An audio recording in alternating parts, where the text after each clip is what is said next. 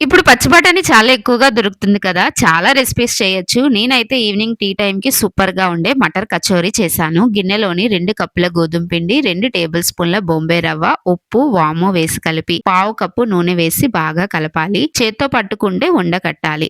అప్పుడు ముప్పావు కప్పు నీళ్లు తీసుకొని కొద్ది కొద్దిగా వేసుకుంటూ కాస్త సాఫ్ట్‌గా ముద్దలాగా తయారు చేసి ఒక 15 నిమిషాలు పక్కన పెట్టాలి. మరొక గిన్నెలో 2 గ్లాసుల నీళ్లు వేసి మరిగించాలి. నీళ్లు మరుగుతున్నప్పుడే 2 కప్పుల పచ్చి బఠానీ, ఉప్పు, పంచదార వేసి కలిపి లో ఫ్లేమ్ మీద 15 నిమిషాలు ఉడికించాలి. పంచదార వేయడం వల్ల బఠానీ రంగు మారిపోకుండా ఉంటుంది. మిక్సీ జార్లో జీలకర్ర, ధనియాలు, అల్లం, వెల్లుల్లి, పచ్చిమిర్చి, మిరియాలు, సోంపు, నీళ్లు వేసి కాస్త కచ్చాబచ్చాగా గ్రైండ్ చేసుకోవాలి. బఠానీ మెత్తగా ఉడికిపోయాక నీళ్లు వడకట్టేయాలి. ప్యాన్ లో ఆయిల్ వేసి కరివేపాకు, రెడీ చేసిన మసాలా ముద్ద వేసి వేయించాలి. మసాలా వేగాక ఉడికించిన బఠానీ, ఉప్పు వేసి కలిపి కాస్త వేగాక మ్యాషర్ తో మెత్తగా చేసుకోవాలి. లేదంటే బఠానీని పేస్ట్ లా చేసైనా వేసుకోవచ్చు. తర్వాత కారం, పసుపు, గరం మసాలా వేసి కలిపి స్టవ్ ఆపేయాలి. పూర్తిగా చల్లారిన తర్వాత మీడియం సైజ్ ఉండల కింద చుట్టేయాలి. 15 నిమిషాల తర్వాత పిండి చిన్న చిన్న ఉండల్లా చేసుకోవాలి. అంటే బఠానీ, పిండి రెండు సమానంగా ఉండాలి. తర్వాత చేత్తో ఇక్కడ చూపిస్తున్న విధంగా కచోరీలాగా చేసేసుకోవాలి. చుట్టూ పలచగా మధ్యలో మందంగా ఉండేలాగా ఒత్తుకొని లోపల స్టఫింగ్ ని పెట్టేసి అన్ని వైపులా కవర్ చేసుకుంటూ మరీ పలచగా కాకుండా కాస్త మందంగా ఒత్తుకోవాలి. ఇలా రెడీ చేసుకున్న కచోరీలను తక్కువ వేడి మీద ఉన్న నూనెలో వేయాలి. అన్ని పైకి తేలే వరకు కదపకుండా ఉంచి తేలాక అటు ఇటు తిప్పుకుంటూ లో టు మీడియం ఫ్లేమ్ మీద గోల్డెన్ కలర్ వచ్చేంత వరకు వేయించుకుంటే మటర్ కచోరీ రెడీ.